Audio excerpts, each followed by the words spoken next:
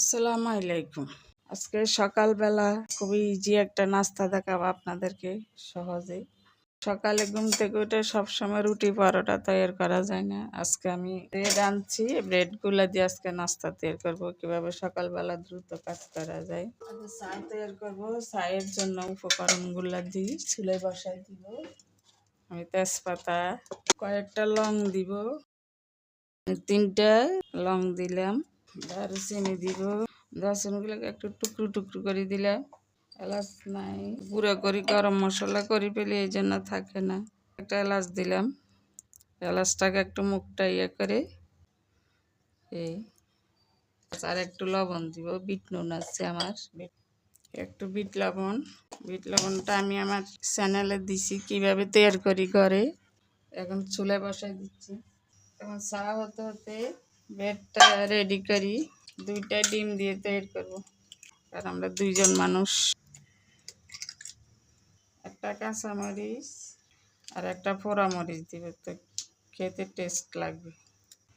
একটু বিট নুন দিলাম, আর দিব একটু লেবু রস।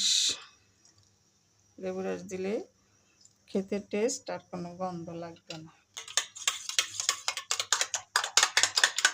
ধনিয়া পাতা দিলে আরও ভালো, কিন্তু ধনিয়া পাতা হাতের কাছে এখন নেই।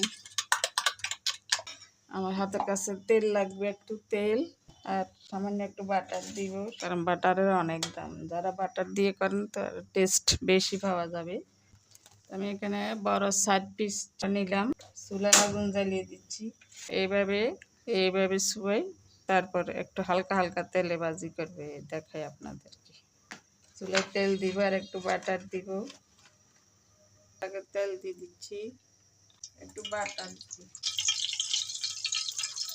এবার একটু ডিমের সাথে চুবাই হালকা হালকা ভেজে নিব।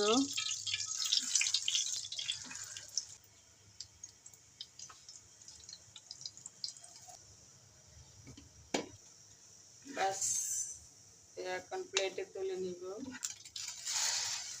আর অন্য পাশে চাটা হয়ে যাচ্ছে, নাস্তাটাও রেডি। তো আমার হয়ে গেল সকালবেলা ঝটফট নাস্তা। ব্রেড দিয়ে নাস্তা তৈরি করলাম, খুব দ্রুত হয়ে গেল। আমি একটু মিষ্টি না খেয়ে থাকতে পারি না, 1 কাপে একটা দিলে চলে। তো যারা সকালবেলা দুধ চা পছন্দ করেন দুধ চা খেতে পারেন, কিন্তু আমি সবসময় লাল চা খেতে হয়। দুধ চা খেলে অনেক জ্বালা পড়া সৃষ্টি হয়, ক্ষতি করে। তো আজকে কেমন লাগলো জানাবেন।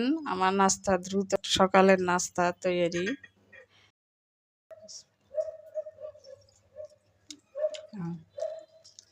খুবই টেস্ট হয়েছে বাটার দেওয়াতে। তো আজকে এই পর্যন্ত, ভালো থাকেন, সুস্থ থাকেন, আর কেমন হলো জানাবেন।